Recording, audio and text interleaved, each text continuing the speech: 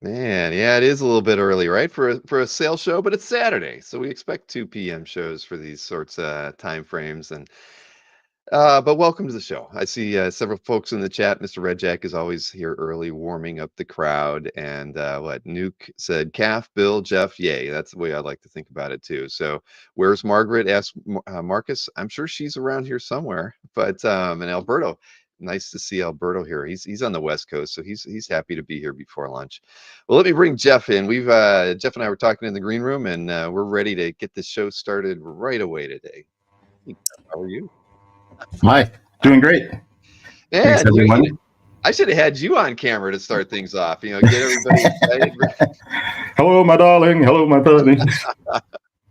How you been? We do these shows with you like every 9 months it seems, and you know, uh, what have you Well, been this doing this last one time? got pushed back. It was supposed to be in February, and then it got pushed back further and further. So that's fine because like usually I'm pretty disorganized, and it's like honestly, it's like yeah. I mean, I didn't get to picking through the art until like last week. So Well, that would explain. We only have 18 pieces of art in our art sale that we're going to have, another half hour into this show. But that's okay. It's the I don't know. Your art's awesome. And the fact is, we've sold a lot of Legion artwork before, and if there's Legion fans in the chat, we know that they'll be very happy to yeah, pieces that and we have unfortunately, available. I got a note from Margaret, and she won't be able to make it to the stream today. So Oh no. Well, yeah. does she have like kind of somebody standing in for her today?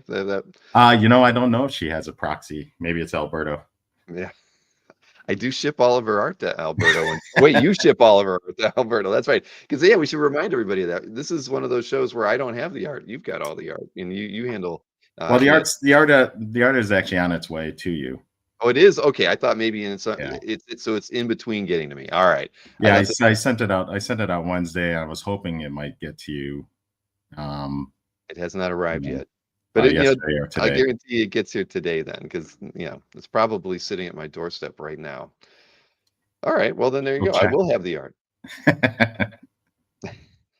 What is this? Alberto says, I don't know if I can keep shipping stuff to Margaret because of the tariffs. Oh, right. Yeah, that's true. Yeah, maybe that's could impede some of those cross-border sales, but well, we'll see. I Yeah, don't even want to she'd confirm. have to pay the tariffs, wouldn't she?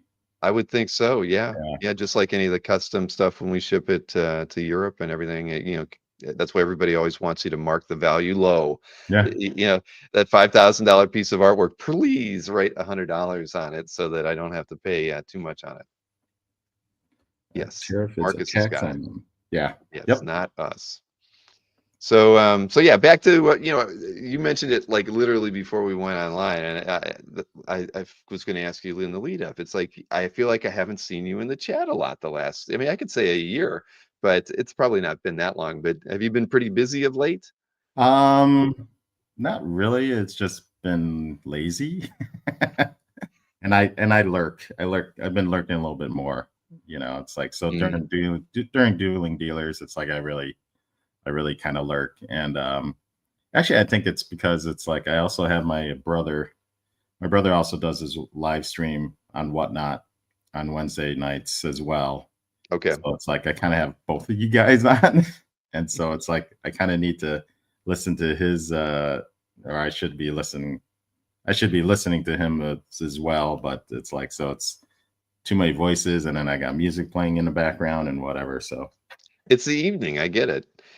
So do you still do a lot of whatnot sales? I started them up again. So I started Okay. doing Whatnot shows probably about 2 a week. I was doing about 2 a week before, and so nights I've decided on is probably Tuesday and Thursdays. So Tuesday night would be a sketch card night, and then Thursday night would be a larger commission night. But I've been limiting the spots, the commission spots available for that. So Mhm. if you're interested, please show up early. I usually start them at 7 o'clock my time, so 7 o'clock Central, and then I usually try to get done around midnight. So that's usually a pretty good show.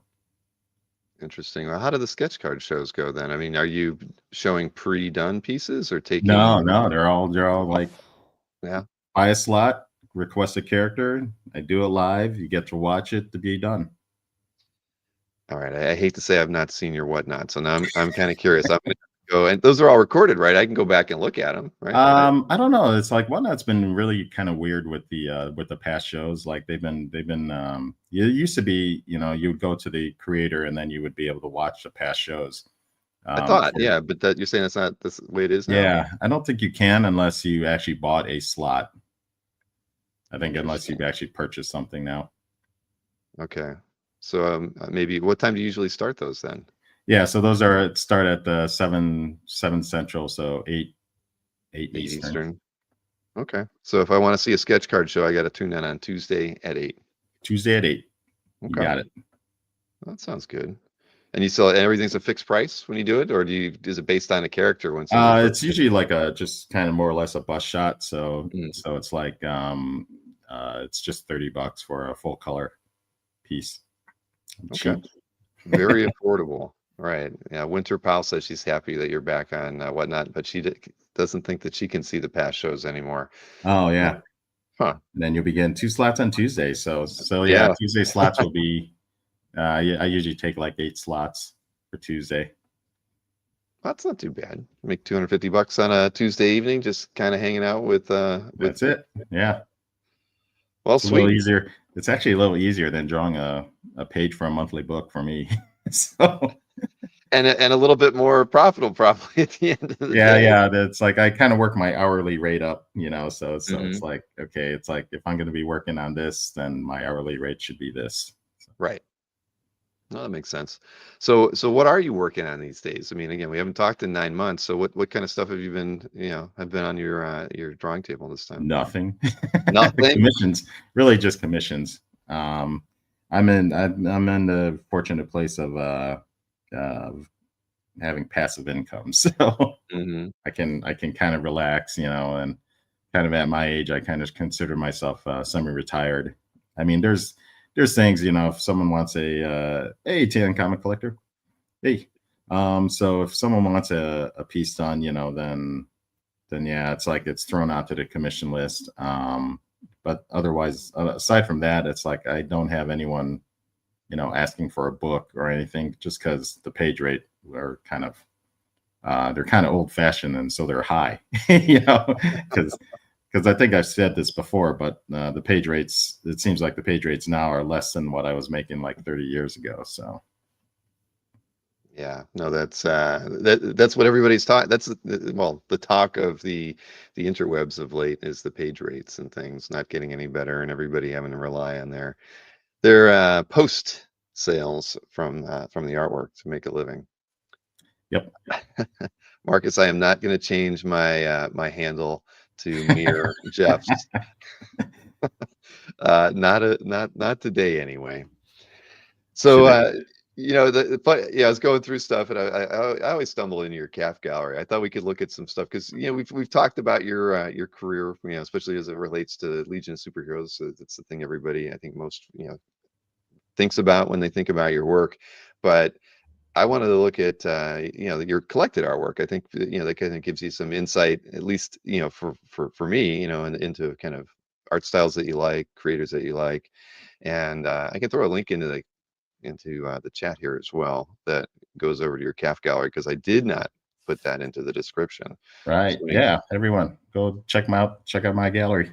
exactly, and if you're a premium member, add it to the watch list so you can follow anything that Jeff adds to his calf. Here, I can Yeah, do that. I haven't updated my calf gallery in a while, so it's Well, I've got a tons of pieces too. Well, you got time then. Come on, while you're watching your brother's whatnot show, you just do the little scanning, a little uploading. We have an app right now. You can literally use your phone and just I do thought, everything from there. You don't even have to go to the scanner. Just yeah, do it but off I the phone. thought you didn't like the having the pictures on there.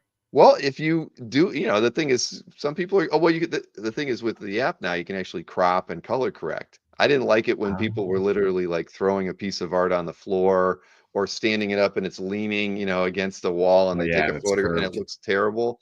Right now, at the very least, you could lay it on the floor, crop out the shag carpet you got down there, and color correct it so that it looks, it looks good.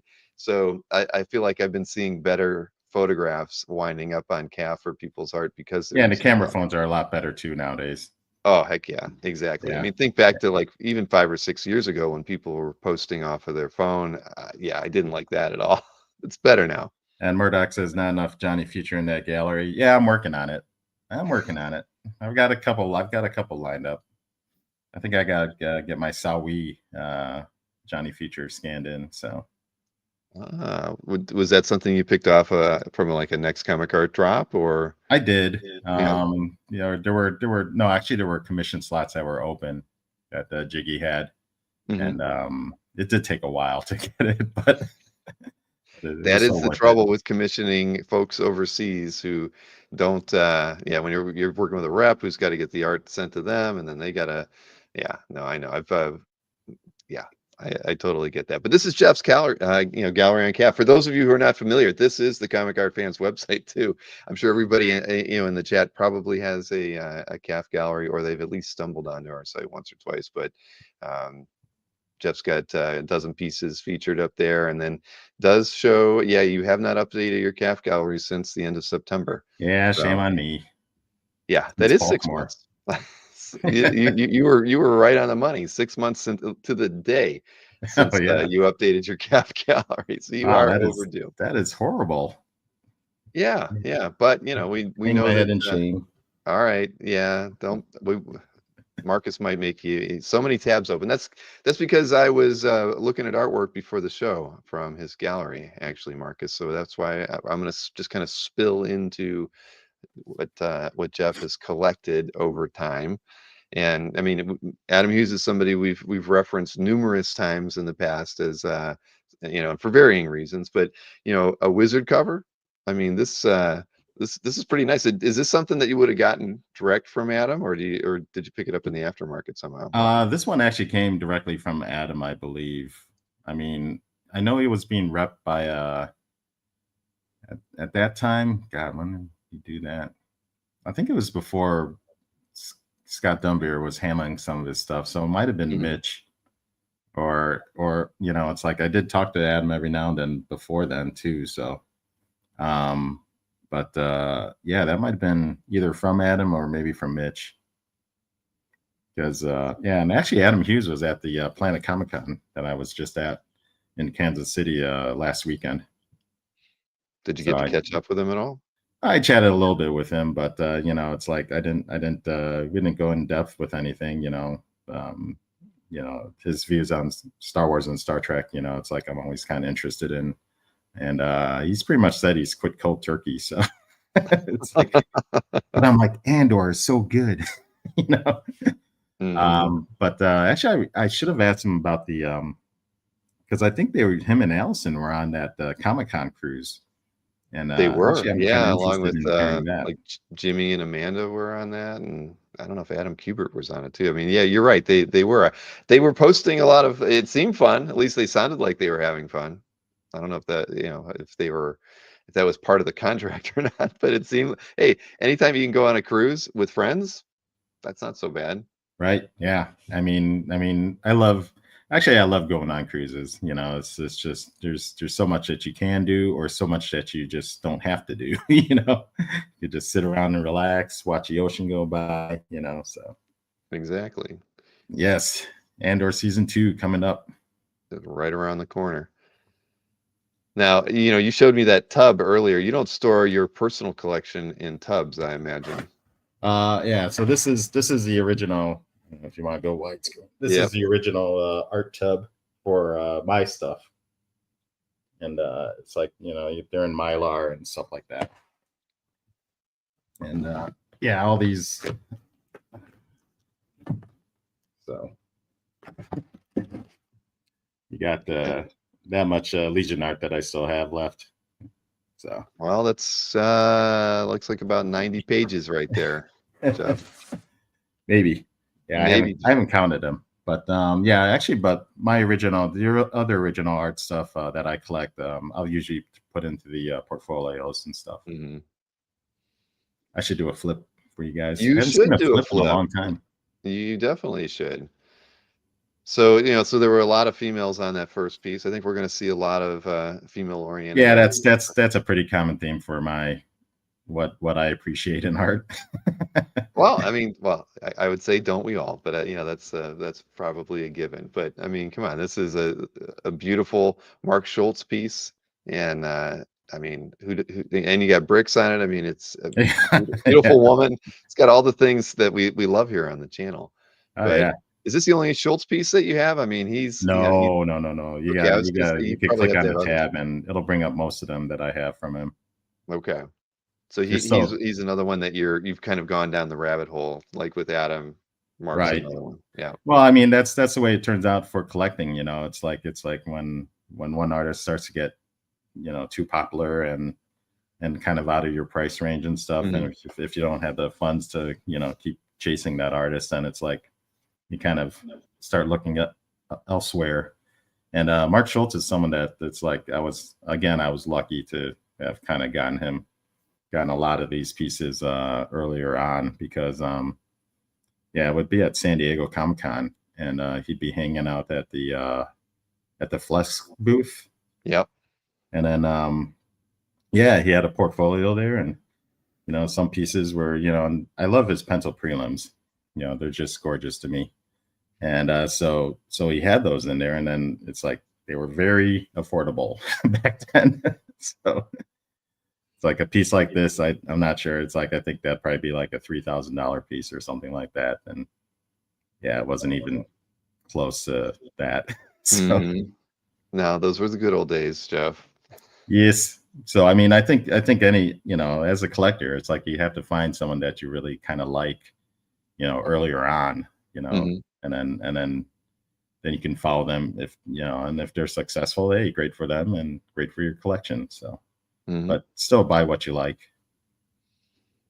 and So can that's afford. always been your mantra: buy what you like. Yep.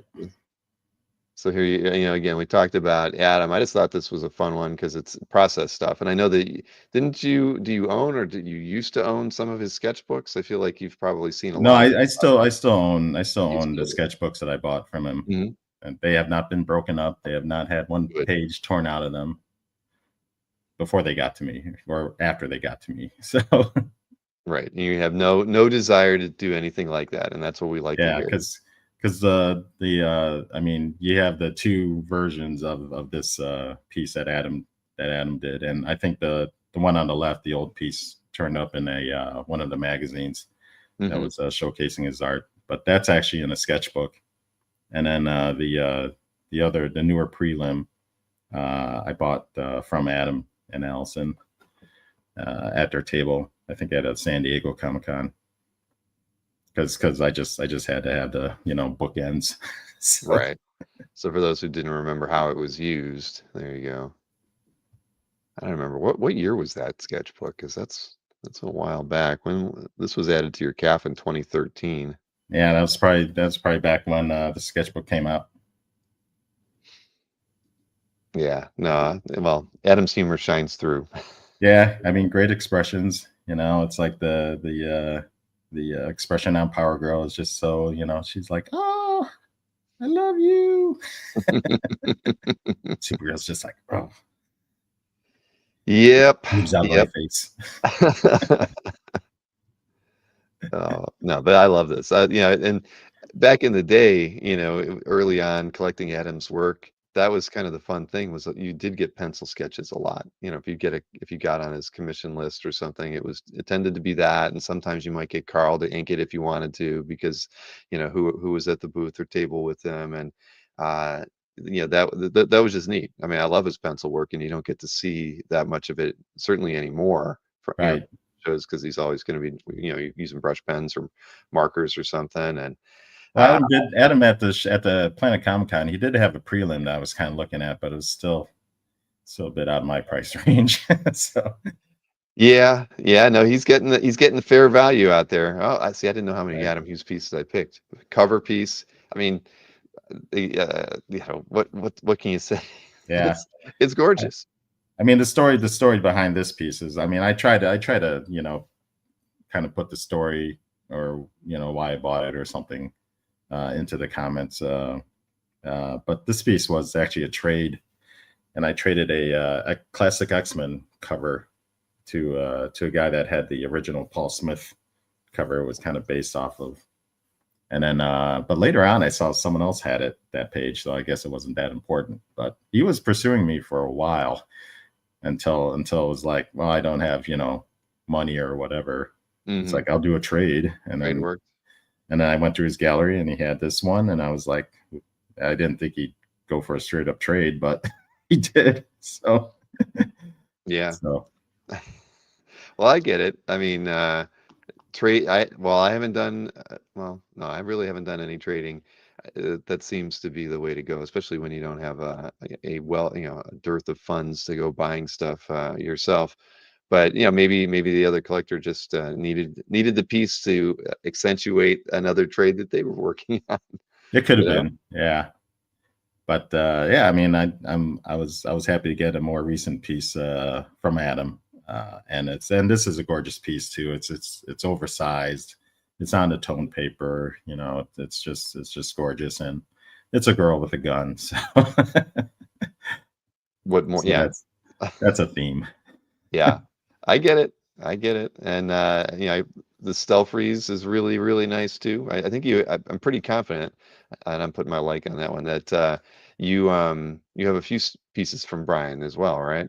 Yeah, I have a lot of pieces from Brian. I just haven't Okay. really posted all of them because some of them are just they're just like interior pages and stuff like that. But yeah, I mean he's a painter that's so, I don't know. I don't want to say he's like so prolific, but it's like a lot of his work are paintings. So Hmm. so it's just cool to be able to get so many paintings, aside from like the black and white artwork that we're used to getting. Right. Yeah. I mean, his table is always one that people race to, because you never know how many pieces he'll get done in a weekend, but maybe it's 4 to 6, and so you gotta target him if you want to get Yeah. something from him at a show. I'm positive that I probably got this piece from Mitch Ickowitz. So Hmm. I mean, Mitch's name keeps coming up a lot on the channel of late. I mean, he did work with a lot of artists at different times while he was repping people before, while he was very focused on illustration oh, art. I just But saw that Anthony asked if I was going to be in Chicago this year, and I am not going to be. Yeah, I'm kind of starting to shy away from the larger conventions a little bit, and mhm. actually I won't even be in Baltimore this year, so I'm gonna take a little break from that too. So Planet Comic Con I think was the biggest one that I was going to be at this year, and then other shows will just be kind of like 1 day shows around Wisconsin or the uh, the Chicago area. Mhm. Okay.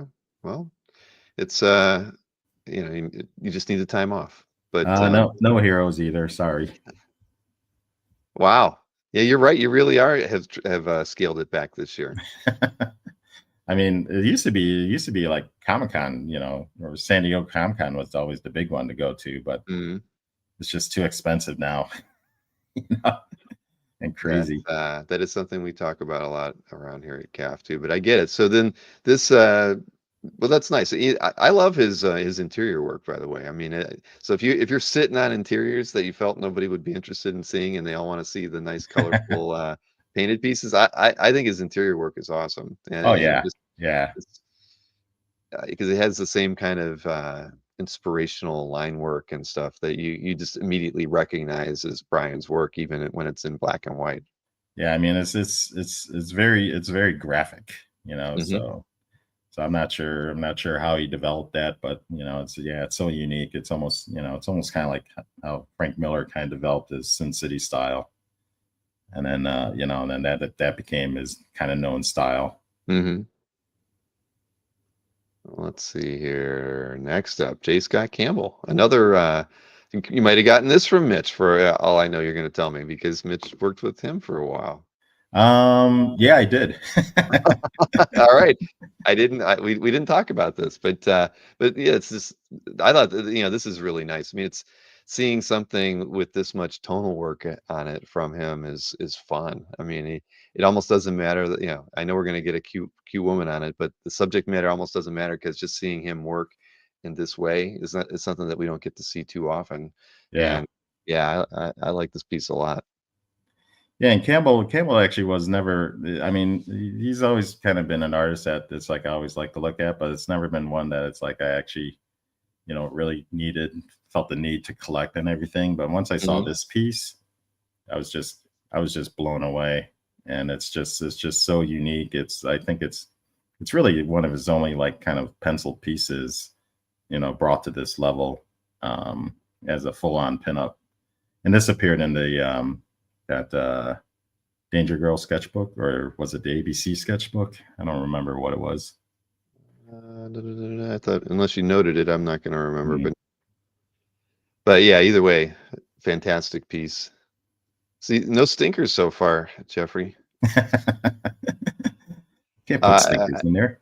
Yeah, a Drew Struzan piece, that one caught me by surprise in your gallery. I mean, clearly, the importance of Struzan's work in media, film, all of that is, I mean, it's almost unrivaled. He's just at the pinnacle of what we think about people who've touched our lives right throughout the 80s and 90s in particular with a lot of the movies and film posters. But you don't see a lot of Struzan pieces pop up on CAF. No, and actually, this one was a very lucky one for me to get at at the time. I thought was a very decent price because Hmm. this is actually a comp. It's not a it's not a cover. It's not a finished cover. It's to a Nancy Drew. It was to a Nancy Drew book series, but it never got published. I don't think so. So this one turned up on eBay. Somehow I was just looking, you know, That's rare. through things, and all of a sudden this one popped up on eBay. I was like, oh wow, so it's like I ended up bidding on it and I won it. And then I'm not quite sure the seller kind of knew what they had there. So again, very lucky. Yeah, if it was on eBay, I don't think they, would have had a good understanding of what they had in front of them because yeah, Drew's work, even his prelims are not too cheap. Yeah, I mean I mean, to have something this tight, to me, it's just yeah, it's a prized piece of my collection. Well, here, this is on your back wall, I think, so I might as well show off this one. A piece by Travis. Yep, there it is. Yep, there it is. You get to see it every day. I do. We're sitting at my kitchen table, so gonna say hi to Roger. How's it going, Roger? Oh, Roger Ash. Hey, Roger. And Drew Struzan passed. When did he pass? I don't think he passed yet. I mean, I know that they've talked about him going off socials. The last I thought I read, I haven't checked the news today though, but no, he's got some pretty rough health issues going on right now. I know his wife is doing most of his discourse on his socials. Okay, and Steve Lipsky gave us an update on that. Okay, there we go. Thank you, Steve. Yeah, I mean, it's the outlook, isn't great, obviously, but I mean, he's definitely in everybody's thoughts, and uh, yeah, it's never easy when you have I mean, if you want to call it a disability or a disadvantage, that he's got in front of him right now, um, but yeah, it was, there's the posts that have been made of late, just had so many people commenting on how, the importance of, the work that he's done in their lives. I mean, you think of Back to the Future, artworks. I mean, just so many things. Indiana Jones. I mean, you name it, the guy is like defined our youth for many of us. Yeah, especially the 80s, because he's kind of did what for movie. I think for movie posters, he kind of did what like Patrick Nagel did for illustration. Yeah. Kind of solidified that time period. Yeah. No, I agree with you there. That's a perfect uh, correlation between the two. You're right. Nagel did do a lot to make illustration art appear as if it was something you'd want to own. Yeah, I mean, there's Nagel art that I see show up, and I'm just like, God, it'd be nice to own an original one, and even just like maybe one of his sketches or whatever, the Hmm. prelims. because those are Yeah. done on really thin paper. So tracing paper, yeah, tracing paper, yeah. But it's like, I mean, there's the line drawing, So Yeah, I've seen a few on Heritage in the past. It's yeah, sort of like a lot of the Romita Senior artwork. You have to be able to say, "Yep, I'm okay with getting something on a piece of tracing paper or whatnot," and because that's all you're going to get. right. But Travis, you like Travis's work too. I He do. draws, he draws a very nice female figure, and his space girls were always kind of cool. He had those sketchbooks out a lot back in the day. Yeah, he was doing like a one panel comic strip, Hmm. like one panel a week. That I thought, it's like actually maybe that might be a good idea to maybe try to do, because I think it's just a fun idea. And then like his book, you can I'll put it into all one book and stuff like that, and then sell it later, So Hmm. Here I'm looking at some of the other tabs here that we can feature. Alan Davis. yep. Everybody loves Alan Davis. You got a nice Gen 13 DPS here. Yeah, I've That's got a beautiful. number of Gen 13 Alan Davis pages from this story. I don't know if I started parting with them yet, but yeah, this is a real nice DPS with haunches. Yeah, we got Anthony in here. That's the first thing he thought when he saw this image. And then But yeah, so Alan Davis is a fun to collect as well, and a really nice guy. And you did some Legion stories, and I have one full issue of them, or one full mhm. story. It's an 8-page story. I managed to get all the pages to it, so I'm kind of happy on that. And there's one other story that he did for the Legion of Superheroes during my time that I would love to get a hold of. Yeah, and is it one that you know where it's at? Is it available? I don't know where it's at. The last I heard is like Mark Farmer. Mark Farmer's kind of the big Legion fan, so I Mhm. think Mark Farmer he was writing some of the stories that they would work on, and then Alan would draw it, and then Mark would ink it up. And I think Mark, from last I heard, and this was a while ago, but last I heard is that Mark Farmer still had that story, and it's a Shrinking Violet story, which was Mhm. pretty cool.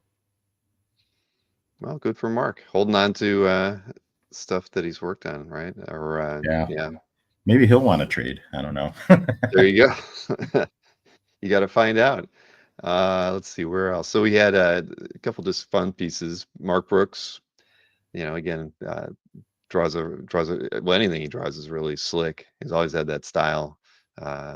Little, kind of felt a little bit like Adam at points, but now I think he's really you can tell his work easily from, Adam stuff now. I thought his color work is always fun to see. Yeah, Mark's color work with the markers is really, yeah, he kind of, Adam was, he really kind of influenced that black and white tonal thing, Hmm. and then Mark just kind of, stepped it up another notch with, and doing the same thing with the color markers. But yeah, I think I think I got this off of Comic Art Live. Oh, I don't remember seeing that. Maybe, I don't know. Does Well, it I say in I the I description? I like hearing I that, don't know though. if it I've does or said not. that many times. Anytime anybody tells me they've got something off Comic Art Live, I think that means we're doing something right on CAF. But, either way, yeah, no, it's a great piece. And I know that, let's see, what were the other pieces here that I picked? Nice Rian Gonzalez. I always like her stuff. Very colorful. Yeah, yeah. This one, uh, yeah, I think this one was a heritage piece, or maybe. Uh, I just don't remember. I should make notes, because then at least I know how much I paid for it and stuff. But Well, yeah, at the time, heavy metal, it's like I think a bunch of us grew up with that heavy metal movie, you know, mhm. and Tarna was such an iconic character, and she was able to put so many, she was able to put everything really into this piece, and make it all fun and everything. Well, she's always had a fun style. Yeah, And, yeah, she's definitely put her own, um, sensibility into all the characters around Tarna. yeah, and I did see on Instagram that she is under the weather right now. She posted a post office. Hold on a sec. Uh-oh. Art delivery. Hopefully it's not the package that Jeff sent me being returned to him. So yeah, so she's apparently quite sick. Well, that's too bad.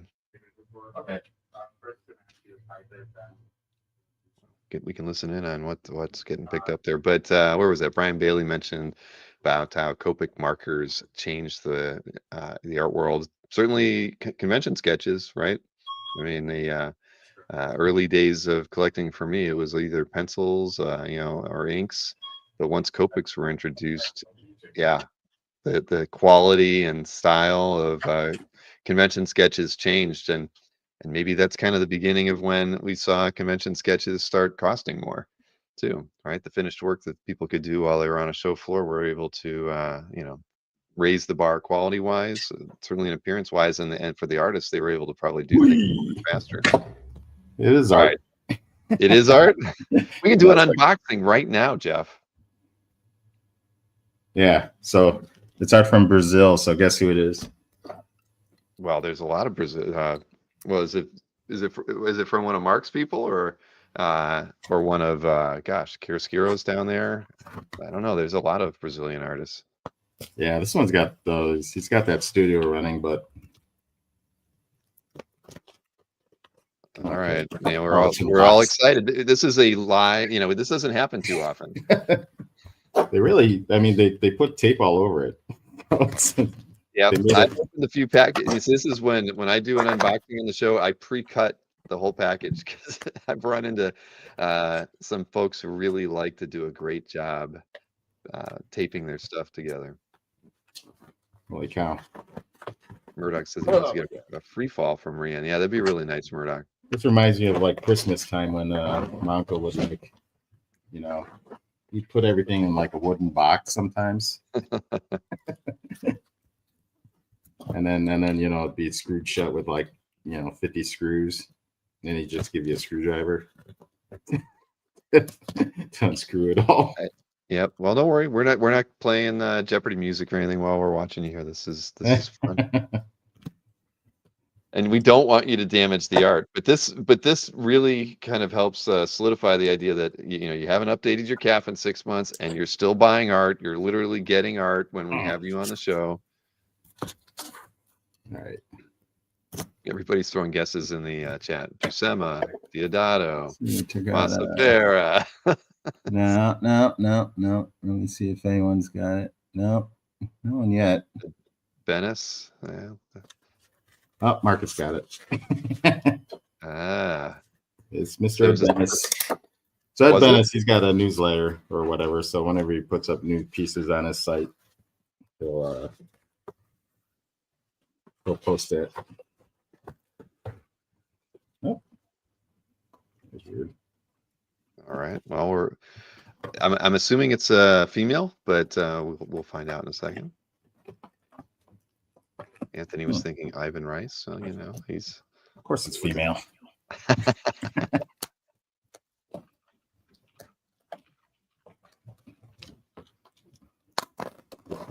Wow.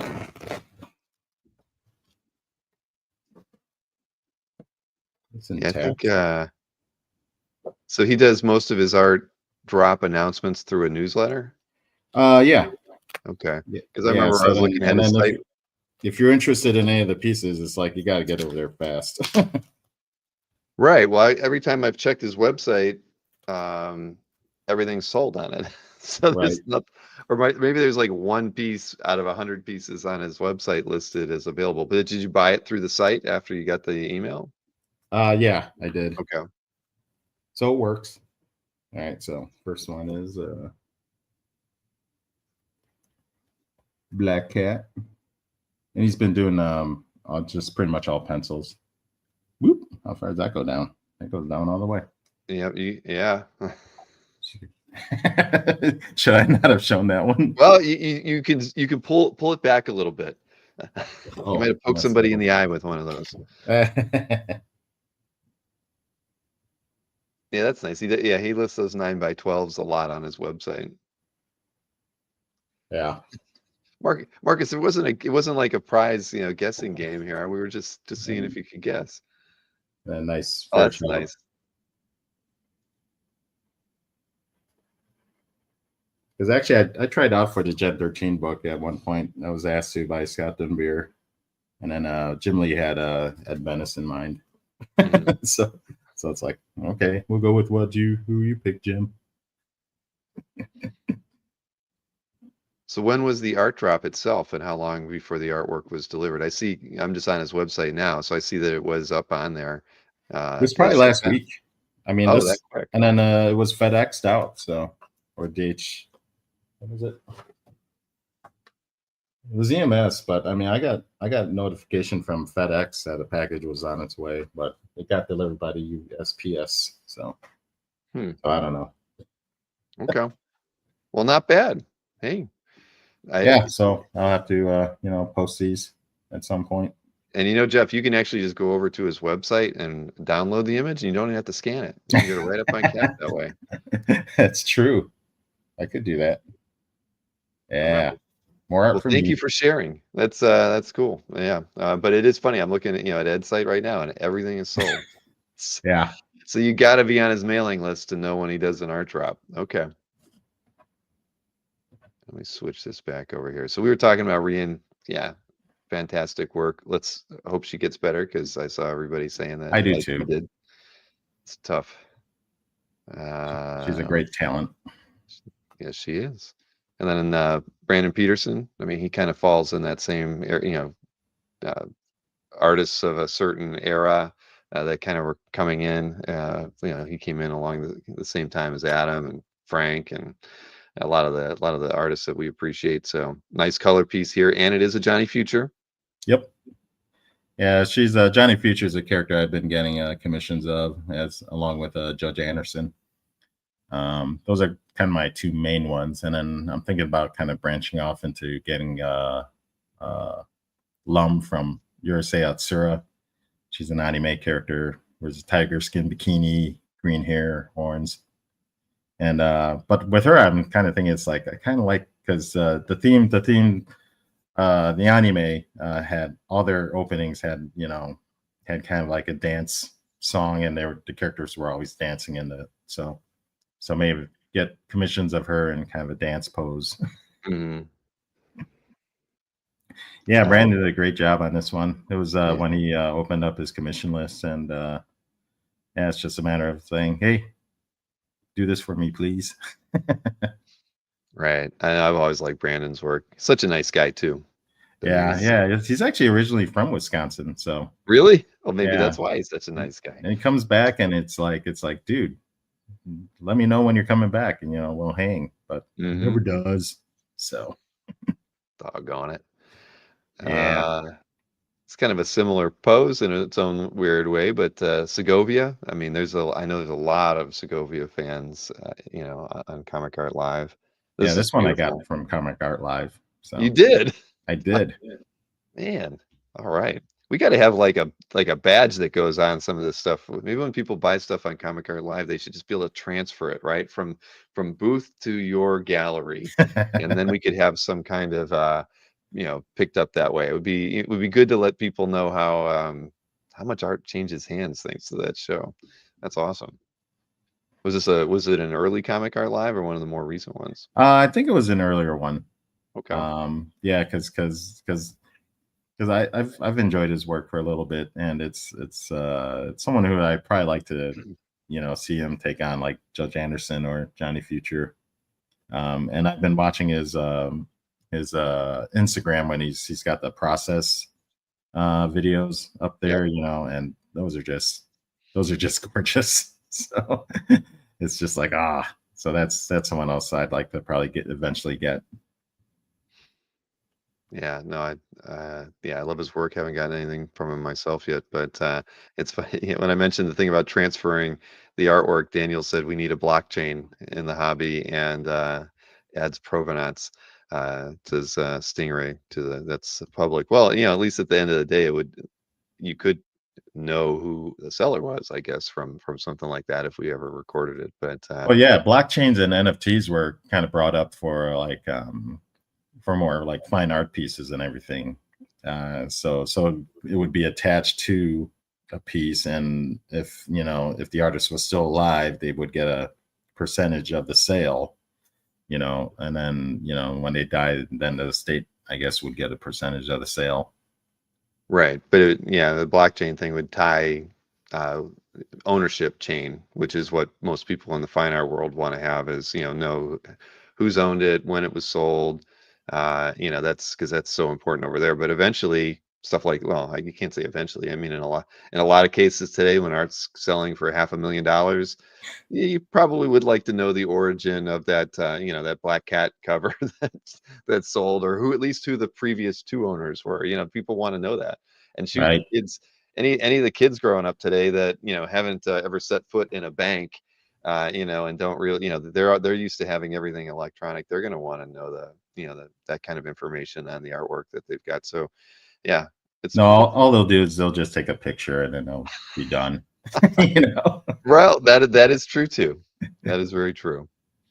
Let's see. I picked a couple more pieces. I had to pick another Johnny Future because this is Megan Hetrick, and just this is just a fantastic piece. I love the fact that it's there is no line work on it. It's all just painterly. You didn't need a black line to define the figure. That's how she approached it, and it just makes the piece more beautiful because of it. Well, Megan actually, yeah, yeah, this one took a couple years to get, but I mean, Megan was just being so, she wanted to art it up a lot. And I was like, go do whatever you want to do. Because initially I thought she was just going to do like a Copic marker kind of thing.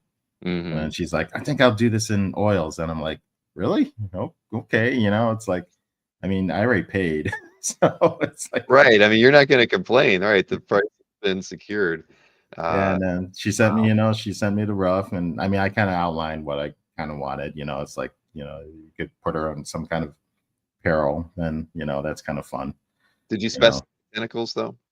I might have, maybe, space. I was thinking more space stuff, but she went underwater. I'm like, it's great, an Yeah, that's underwater beautiful. space monster. So, And what was it? yeah, It's dated 20 or 23? Yeah. So it's sort of recent for you.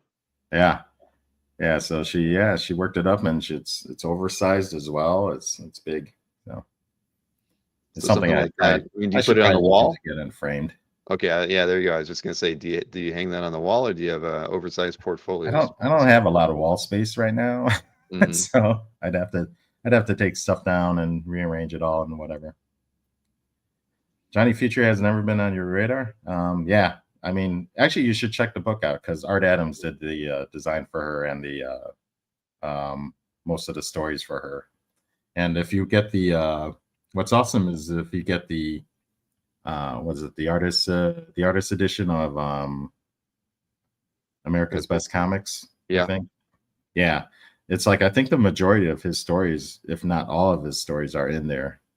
So except the first one, and then maybe he didn't do the first one I because it don't seems like remember all if the all the other stories are in there, but and it's great to see them, that was such a all great line of comics, though. I large. mean, Yeah, it was so, yeah. I mean, I didn't read them all, but gosh, yeah, Strong was always fun, and yeah, there was just too much good material coming out from them. yep, Let's see. I picked one more, and this one's more for the illustration fans out there. Ed Binkley. yeah, I don't know how many pieces by Ed are out there. I mean, he's one of my favorite illustrators. I mean, he's a master of colored pencil and graphite.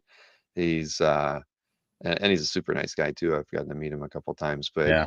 I can't say that I've seen. I don't know. I'd be hard pressed to believe that there's more than 5 pieces of his art on calf. So this was just cool to see, and I, I have to believe you just admire his detail work, because that's what he's really known for. I also he's also in Madison, so Oh, he is. Oh, shit. yeah. I had So no idea that he was. yeah. So he's right. So you've gotten to actually. Have you ever been to his studio or anything? I've been to his house parties. I mean, he used to teach at the Madison Area Technical College. He would teach what they called it, the animation program back then. Okay. and it was really kind of more or less to kind of um, be a program for game people to work in video games Okay. from the art side. And so, I mean, he did that until he retired. But during that time, I mean, he was working on all those, kind of black and white pieces and everything. And they were always pretty much black and white because the man is, he's colorblind.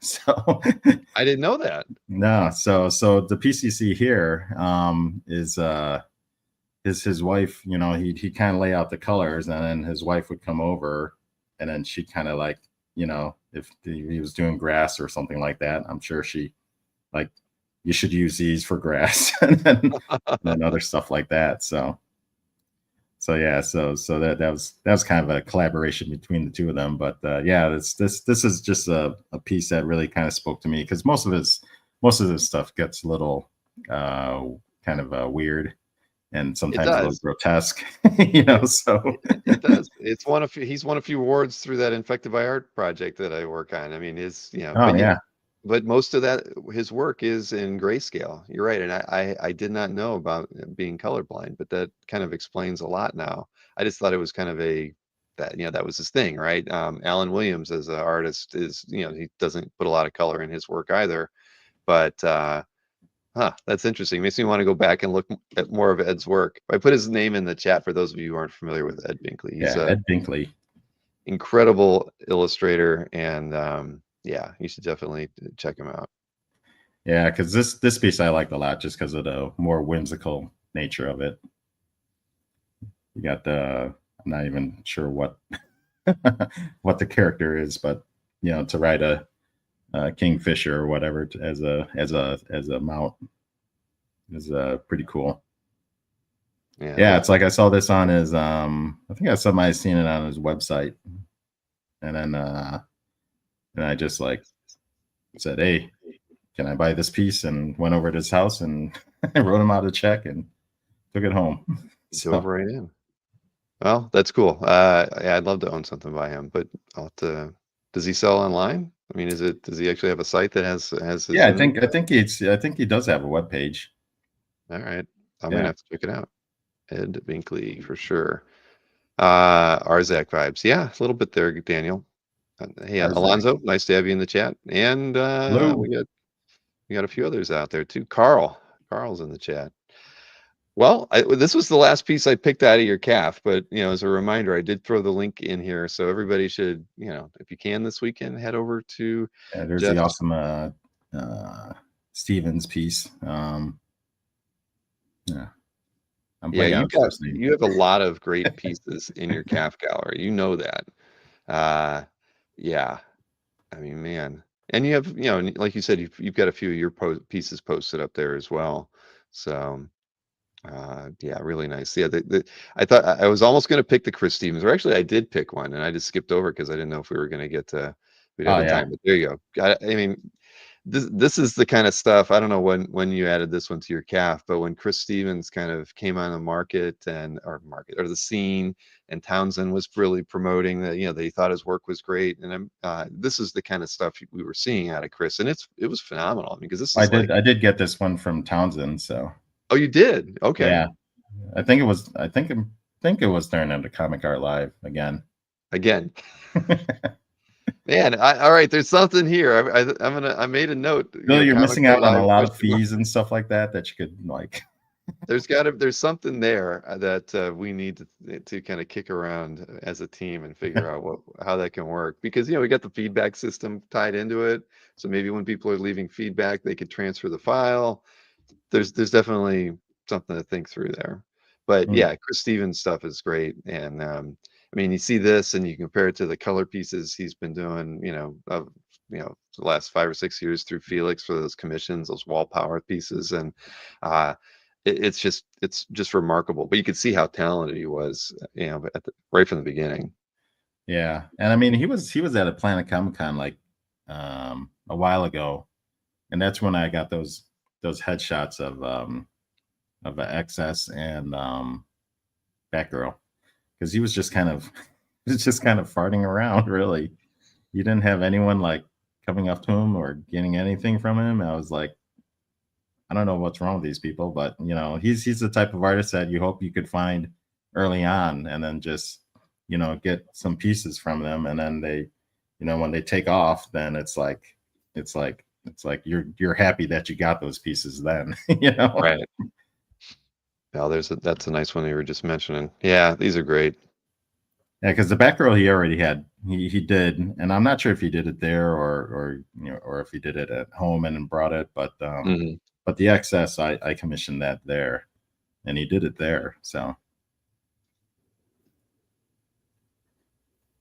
Yeah, it's phenomenal. He was at OEX the last 2 years and doing this kind of level of work on the floor. I don't know how many he can do in a day, but I know I've definitely seen a few of those come out of the show. right, So yeah, that's slick. yeah, I mean they're just gorgeous pieces, and I hope he has a lot of fun with them. It's like the Judge Anderson one was a lot of fun. Um, I was able to get on his commission list for 2 characters or whatever. Again, you could put her in peril.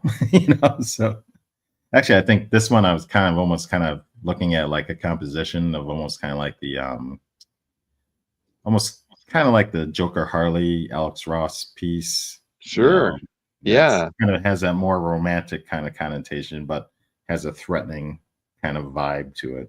So I think you Yeah. did great here, and it's incredibly detailed. Which is what he does so well. No, it's beautiful. But yeah, you're right. They don't.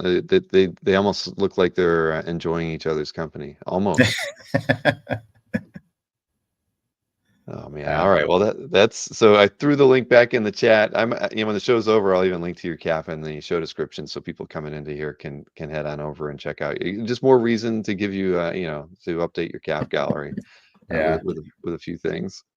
Now the art show goes downhill because it's all just my stuff. So Well, we got over 60 people watching live right now. cool. So we're gonna do the art sale portion of the show right now, and as we mentioned at the beginning, I wasn't sure if I was getting the art this time around, Jeff, but it is on its way to me. I think in the past, didn't you ship out the stuff? I can't even remember. I feel like The first time I shipped them out, and then the okay, second time I think it was all sent down they to came. you. Okay.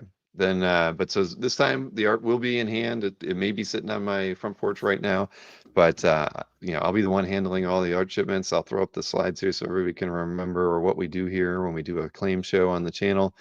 You're going to shoot an email to me after the show if you claim any artwork. My email is bill@comicartfans.com. I think we're going to be changing that to something like sales@comicartfans.com pretty soon. But for today, you email me. Then payment we expect after the show within 48 hours. So those of you who can pay using Zelle or Venmo, I'll take a personal check. We like avoiding fees whenever possible. If we have to go the PayPal route, we do charge 4% for U.S. purchases and 5.5% for international. And yes, for the Canadians, it is an international order when we have to go that route. So there's that. And then as far as shipping goes, everything will be shipped by me, and we ship everything in Masonite, so it's packed really well. If there's, outside of the people who get the artwork that we ship, being very happy with the artwork they receive, I tend to get very nice emails about the methodology in which I ship the art, because Masonite's not something that everybody does. But gosh, I shipped the artwork back to Daryl Banks, a couple like last month, and he was like, "Where did you get this stuff? It's you mean it's bulletproof?" And so I had to give him the spiel on how to go to Home Depot and have them cut it for him. So, but either way, domestic shipping is 30, international 65, and like it says there, I'll be handling the art fulfillment once the art's in hand and I've got payment. It's very rare that Masonite gets broken, but in a package. But I've had it happen on You're gonna two tell me it's occasions. happened? I got a piece of art shipped to me, probably the most expensive piece of art I have ever bought, and was at a Comic Art Live. It was that Dave Cockrum end page issue 150. So it wasn't cheap. And when I got it, it was shipped in Masonite, thank God, because it literally had a tire track over it. Like something drove over it. He taped it up with duct tape, and and probably, the clear packing tape too. I remember the duct tape was like folded over in a couple spots because of how it was probably, driven over by something, but the masonite was not broken, Wow. thankfully. But yeah, I know what you're saying though. I mean, especially the larger pieces as they get, like when I shipped you that one hitch piece, I was scared, because anything that goes over that 11 by 17 inch size, it has some flex to it. But so far, I've been okay. But Yep. I don't want to. Yeah. Well, at any rate, we're not shipping gigantic pieces of art, so I think 11 by 17s they're harder to break because they're smaller. Yes. Yeah. And Stingray says yes, it's the reusability of it. One of these days, I'm going to get a stamp for the artwork when we ship it that says please, reuse and recycle, because I'd hate to think people throw that stuff out. It costs too much money. All right, It's just hard to cut down. How do you manage to cut it all down? I actually, yeah, the tips and tricks here for everybody. What I do is they're 4x8 sheets, and I have Home Depot for the 11 by 17s. I have them put four cuts on it on the shorts on the fourth side. So they cut them at like 19 inches, and that's what I pick up from them. And I do have a table saw, so then I just set it to 14, and so I pack everything in 14 by 19 for the 11 by 17, and the table saw, it goes really quick, but at least to get it from Home Depot with the first cut done is perfect. And Home Depot does like 3 or 4 cuts for free before they charge you. Yeah. So for one sheet, it doesn't cost you anything. If for me, I'm buying like 5 or 6 sheets and getting them cut up. So it might be like a $20 charge to get it to the size I want it before I bring it home and cut them here. Get Oh, there we go. untempered masonite so you can paint on them. Oh, that's cool. Yeah, I save all the scraps just in case, because Masonite is a good platform to paint on. With my kids in art school, I figure at some point they might want, small 6x9 pieces and things. So there's always leftovers. But okay, let's get on with let's get the sales show started here. We know there's going to be a lot of Legion artwork shown, and let's see here. We can get started with the first lot of the day. So I know we've got a few of these Legion of Superheroes Star Trek pages. How many issues were in this series? Was it just 2? No, actually it was 6 issues. 6? Okay. I didn't Yeah. I underestimated. All Oh, right. we got Aiden coming in. Aiden. Hey, Aiden nice to see you, Aiden. Aiden really likes the Legion Superhero Star Trek book. I do recall that. Well, congrats, Aiden. That's a good pickup. So this one was just 300, 11 by 17, like we talked about. And so I can't remember, because I know we have talked about this book a little bit. I mean, what kind of like oversights did they have with the Star Trek characters? Did you have to get everything approved before they could go to print, that sort of thing? It was really just getting the likenesses for, like, William Shatner or Kirk and Spock really were the only two that I had to really kind of try out for Paramount to say yes or no on. And then once you get them close enough to the to what they look like, and then you can kind of then focus on how you would draw them every panel and whatever. So you go from it's a really good likeness to it's like this is a more production ready drawing of Kirk and Spock and stuff like that. But yeah, it's like when they asked me if I wanted to do the series, it's like they sent me the outline for it, and I read the outline, and I was like, and they were like, well, it's like it's up to you. Do you want to do this as like as what is it a 5-issue series or a 6-issue series? And I mean, the money between the two will still be the same, uh, but I thought it would be such an epic story that I thought that we should have gone, we should go with the 6 issue so we can cram as much in. But apparently that outline was really just the whole story. So we didn't really deviate from that. It's like I thought, it's like when you read an outline, you're thinking, oh, there's going to be so much more meat in the book, in the actual story, but it didn't turn out that way. And I'm kind of disappointed in that, because there was so much to explore with the amalgamation of the Star Trek universe and the Legion of Superheroes characters and stuff like that. Right. We could have even had them fighting other Legion members that were, that were amalgams of Star Trek and Legion. So That would have been very interesting. And yeah, and that's why I wanted, like, it's like we needed 6 issues because this is going to be so big and epic, and yeah, I don't think they met until like the end of issue 2. So it had a slow start. But yeah, yeah, I forgot it. You have a couple really good Star Trek Dead of Honor Adam Hughes pages in your calf, and I know those are oversized and impressive. I I own have one myself, but yeah, I yours have a are lot of yours I have yeah a lot yours. of those I pages. mean, well, the two that you have in your well, I think there's two, maybe there's more in your calf, but yeah, you've got some really good ones. I have one that has like a nice Kirk on it, but you've got some amazing pieces. But I saw in the chat, thank you, Alberto, for the reminder. There is a live button. It's right below my name down here in the far in that lower left-hand corner if you're on YouTube, and click that, and you'll be as live as everybody in the chat can be. And if you're on a desktop browser, hit refresh on it. That'll fix it too. But sometimes internet buffers, and you can be a couple seconds behind other people, and that would mean you're not going to get a piece of art because somebody's already seen it before you got the chance to see it yourself. Let's see here. So lot number 2, going on with that. Another Star Trek page. This time from issue 2, page 9. You get a little, what is it? Some guards shooting each other or something there in that first panel, and then you get Kirk there in the final. Yeah, yeah. So I mean, this page is a fun page, and oh, thank you, Aiden.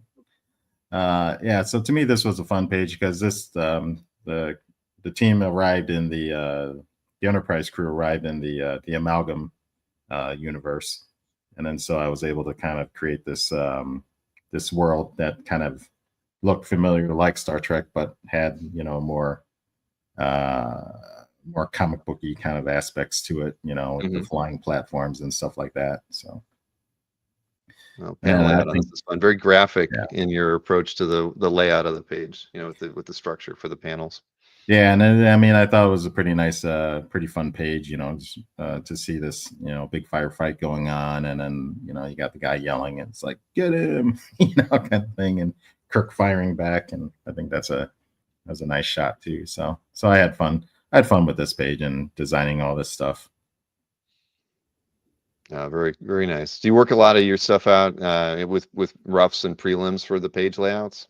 I do just like a thumbnail, but for the rest of the stuff like the flying platforms and the uniforms that the guards are wearing, and then the shuttles and stuff like that. It's like I'll probably do sketches in a sketchbook Sure.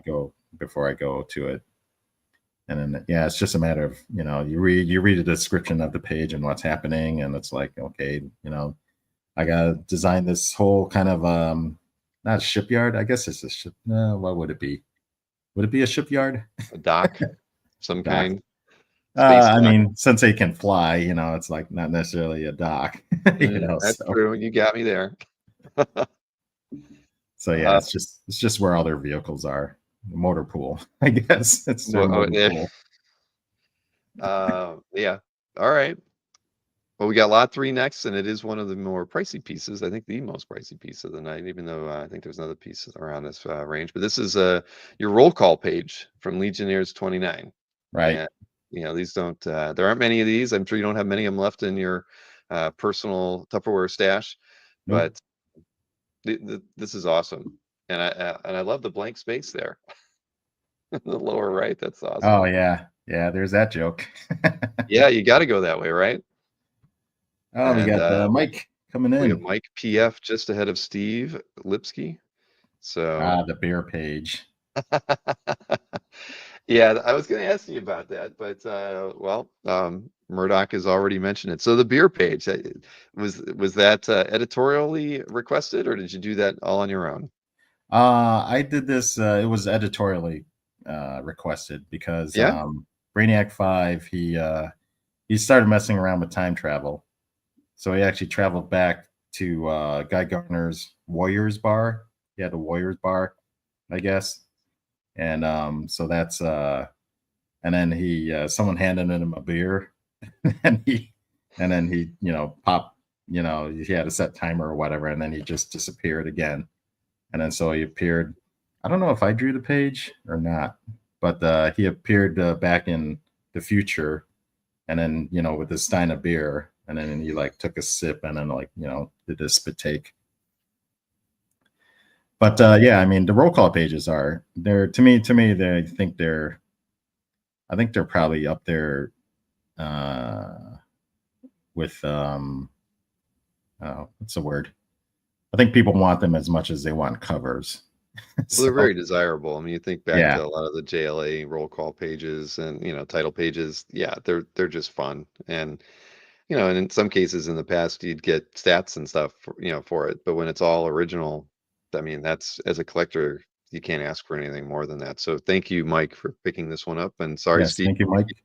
you came in a second or two behind Mike on this one. But again, everybody you can always click that live button. It'll make you as live as everybody else to give you a fair shot at the pages we've got.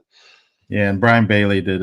He's brought up that yeah, it might have been a Casey joke. I never know if it's his joke or if it's Pyre or Tom McCraw, but Casey Carlson was my editor Oh, on Legionnaires, and he recently passed, and he's originally from this area as well. So no, he kind of moved back like 10 or 15 years ago, and yeah, and he just passed this probably within a month, wow, I didn't know that. and he had like prostate cancer and Alzheimer's. Oh man, that's So it was sad to see him go.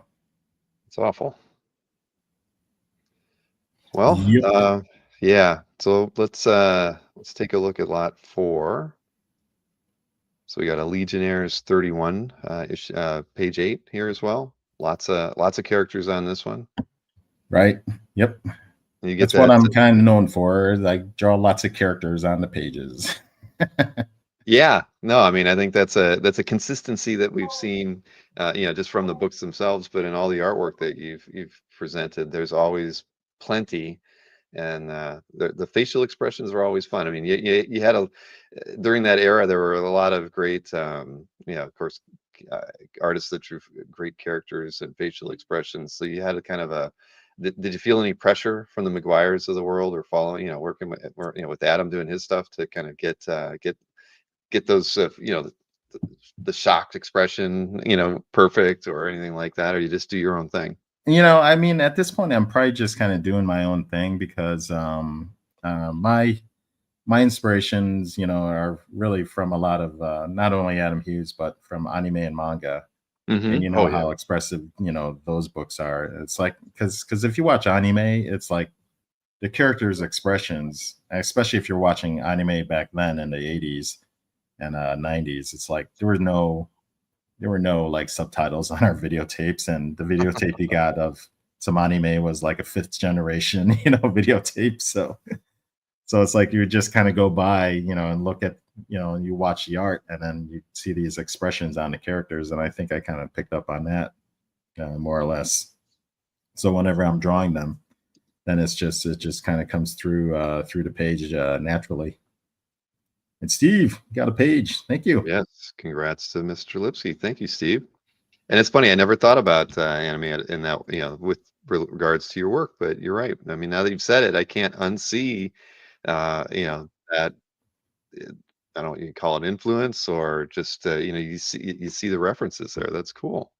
Yeah, I mean, it's a big influence in my work. And back then, it's like because usually when you see people drawing the Legion of Superheroes, it's like they really don't look like teenagers. Hmm. And so that anime influence, got me drawing, kind of like because anime had a lot of like younger characters, so it's like I'd always be drawing like them slimmer. It's like they'd look more like an anime character. So to me, it was just like when I draw teenagers, it's just well, I'm just drawing anime characters. So it was fun then. So Steve Lipsky says he loves when you draw 500 characters on the page. And then Daniel was asking about the red inked boxes. Was that on the last one? All right, let me see here. Was that on 4? Back on 4? Ah, Yeah, there you go. yeah, Explain that because that's a DC color, and production thing, right? More than an edit. No, Marvel does it too. Do they It's did they whenever use you red? want. Red? I always thought DC was red and maybe Marvel was a different color. I don't know, but to explain it. Yeah, to indicate the line to the printer that you want removed from the black plate, because Hmm. when you photograph this, the red line will turn black, and then you'll be able to. It's like with whoever's scanning it in or photographing it can then take the plate of the black plate, and then they can just kind of like white out or black out the line, Right. so it won't show up in the final page. But we call those like color holds, Right. Okay. because then it'll be there for the colorists to see, and then it's just removed when it goes to print. The black line will be removed when it goes to print. Did I ink this page? No, I didn't ink at all really from college until probably like 5 years ago. I really didn't ink anything, because to me there's just better inkers out there, and with a monthly book you just don't have the time. Some people have the time, but I just didn't have the time to do both Hmm. pencils and inks. So we always had an inker. My inker on the Legionnaires was Corey Karani, or WC Karani. And he was actually a guy that we were friends in college, and then and then it's like, hey, I'm working on this book, and they're looking, we're looking for inkers. You want to try out? And he's actually worked now over my stuff, but in college, so it was Hmm. kind of a good match, I think. Well, they did a fantastic job. Yeah, yeah. His ink work is phenomenal. he can he's got a nice touch with the brush, and it's crazy. I don't know how he does it. Well, let's see another piece then. So we got lot 5 coming up here. This is from issue 36, page 10. Plenty of characters on it again. Lots of the layouts really fun and challenging in several ways. I mean, you've got characters coming in. I should have went and looked at the published page myself because I mean, really, when you look down at the last couple panels, the way you've got everybody in there, it's rather unique. Yeah, because I don't know if it was actually scripted or not. Because yeah, I'd have to take a look at the actual issue again, and I think in my head they were saying stuff, but maybe then they thought maybe editorial felt that it's like it was enough, Right. that we'd see the characters talking to each other. But I mean, you can see there's a pretty large amount of dead space around there, so it's like obviously I was thinking that you know, there would be text. Right. Well, Mike got this one just ahead of Oh, Aiden. hey, thanks, So thank, Mike. thank you again, Mike. Alberto says Steve doesn't like this one because there's only 20 characters on it. 500 or nothing at all.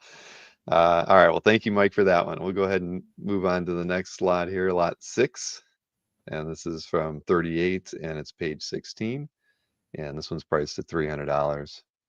A little bit of a different page. I mean, not as many characters, but Well, this one kind of more of a like an emotional page, where it's like Saturn Girl's sister is conveying what they did. They like, I guess the Titan. It's like once you kind of have an ability, then you can get taken away by mhm. by the not special police, but it's like gifted police or something, so they can take you away from their family and stuff. So I don't necessarily remember all the details, so I don't know.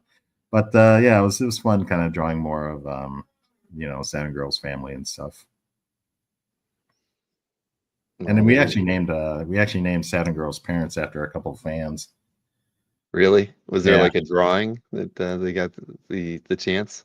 They don't look like them, but but we just took their names and used it. All right. Well, we Alberto don't have hates. anybody jumping at this one, Okay. so that's all right. We'll show it in the recap. We'll kind of go over anything that does not sell. Lot 7. Now this one's pretty busy and beautiful, but this is from issue 41, page 4, priced at 300 as well. Plenty of action in this one, lots of machinery, and I, I have to imagine really fun to pencil something like this and then see how it turned out after it was inked. Right. Yeah. Drawing destruction is always kind of a fun thing because I think John Byrne probably did it the best. Hey, thank you, Jim. Thank you very much, Jim. Yeah. Just ahead of Aiden and Earthquake. Yeah. I think Yeah, John John Byrne. Byrne could draw a destroyed, a warehouse or lab or you name it. You felt the destruction when he was done with it. Yeah, I think and John Byrne was an early inspiration as well. So I probably was thinking more about those. It's like you just got to throw tons of crap all over the place and then yeah, draw the characters over it. But yeah, it's a good action page, and it's like I like the. I think I had fun when it's like Monel just kind of pops up like, "What? Where?" you know. Well, again, congrats to Jim on that one. And next up, this piece has a really, I mean, it's a great page. First panel is really fun. This is from Legionnaires 43, page 7. I was almost trying to figure out how to make that first panel into like the intro video. I couldn't quite crop the characters right, but I just think the whole dialogue and the bit there is just so well done. So this one's priced at 275, but yeah, I mean you did have a great way of dealing with lots of characters and keeping them all kind of interesting and engaged with one another on a page. And it's not easy, but especially in a book like this. So Yeah, and then to me, it's like Metropolis should just feel always like very, very busy. I think actually, if you wanted to, you could have probably just like panned across the page, I could have, across that panel. looking at it now, that's exactly what I should have done, but I didn't. But trust me, I was trying to figure out a way to utilize this. It's just a fun image, and Aiden has picked this one up. I just need to Oh, highlight thank you, that. Aiden. There Yeah, we so go. this page has Polar Boy kind of off in the right corner over there, and he's a member of the Legion of Substitute Heroes. Trying to educate you, Bill. Here, Bill. I'm taking notes, Jeff. I am. Yeah.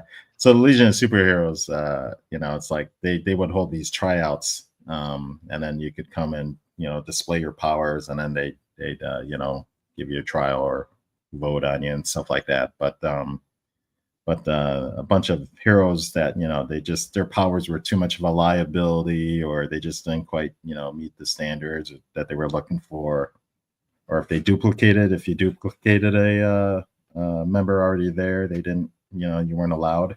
You were you less know likely to get it selected. No, okay. they had a lot of rules, so some people that tried out, it's like they put their own group together, and then they would eventually be the Legion of Substitute Heroes, so that when the Legion of Superheroes was off, doing some big mission and everything, if there was something going on, they could kind of step in and work on their own and take care of the problem. So they were the reserves, Yes, basically. Yeah. but not official reserves. Right. They didn't earn any titles, right? All Right. right. Cool. Well, we have 10 more pieces to look at, so we'll go ahead and take a look at lot 9 next. And this is from Legionnaires 59, page 16, priced at $300. And again, part of that fun layout. I like the fact that you threw that black box there to kind of help the thing pop even more for those first Right. 3 panels as a way of doing that. But no, really, consistently fun. I can see why you were able to, once you got on the book, they wanted to keep you on it, right? Because you kind of got the characters and you got the vibe for how, keeping it fun. Yeah, that's a thing. And thank you, Aiden. Yeah, trying to it's like working with so many characters. It's like you kind of have in your head, what this character is like, what their attitude would be and stuff like that. So it does kind of come through when you're drawing it, and or you hope it comes through when you're drawing it. Here Access is working out a lot of frustration, and I really like that third panel where she's just kind of stomping on a robot, that she's already taken care of. So, but yeah, and then so she had some kind of a fixation with Cosmic Boy too, and we got Coco the monkey in there as well. Oh, I missed that. Well, yeah, Alberto says Aiden's on fire. Congrats on another one, Aiden. It is. Heck Hey, it's yeah. Jeffrey. Oh, yeah, Jeffrey. Sweet Christmas. This guy is awesome. He's All a guy I right. hang out with up here. Oh, cool. So thanks for stopping by. Appreciate it. Well, I've got questions on this next page, and so let's just go take a look at it. This is lot 10, price of 250 from Legionnaires 62. It's page 12. Again, you got it. What's going on here? There's these raccoons and there's some snakes. I'm fill me in. All right. So this page takes place on Princess Projectra's homeworld. And Princess Projectra, or actually, she's not Princess, she's known as Censor in our world, in our timeline. So Censor is the whole race of snakes, and her power is to, of the power of illusion. So when she first appeared, she was humanoid, but no, here she is with on the homeworld, and she's kind of inspecting this mine, and the people of or the snakes of her world, they have a symbiotic relationship with these kind of raccoon servants, because snakes don't have hands. so the raccoon servants have to kind of do everything, and then here I think is a nice page which kind of portrays her kind of Princess Diana kind of aspect of her character, where she's she sees some work violations or whatever, conditions of the mine aren't nice, so she's standing up and telling the pit boss or whatever to lay off these guys, and then all the little raccoon servants are, they love her, so that's what's going on here. And like I said, it's kind of a nice self-contained page, and actually Chameleon is actually kind of he's taken the form of a snake as well, to kind of get in their skin, to kind of be one of them. Oh, very nice. I like it. Pick up the pace, you slackers, unless you want to become wildcat food. Yeah. Oh man. All right. Oh, thank you, Daniel.